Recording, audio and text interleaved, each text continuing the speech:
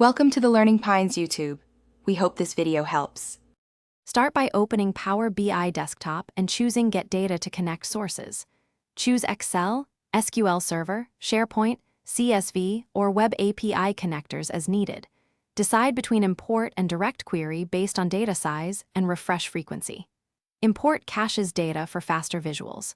Direct query queries the source at runtime and reduces local storage needs.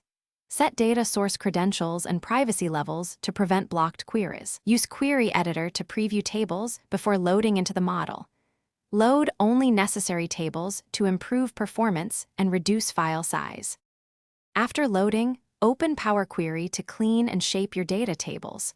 Remove unused columns, filter rows, and change data types for accuracy. Merge and append tables to consolidate related datasets into a single view. Pivot or unpivot columns to normalize dimensions for reporting. Apply steps, and then close and apply to load transformations into the model.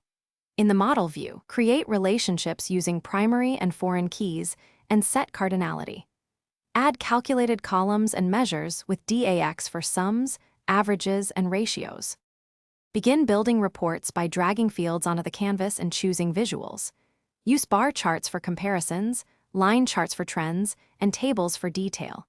Add slicers, filters, and drill-through pages to enable interactive exploration. Create calculated measures and conditional formatting to highlight key values and thresholds. Use bookmarks and buttons to construct guided navigation and storytelling within the report. Optimize visuals for mobile by testing the phone layout view. Finally, publish to Power BI service, schedule data refreshes, and assign workspace. Thanks for watching. Consider subscribing if we helped you.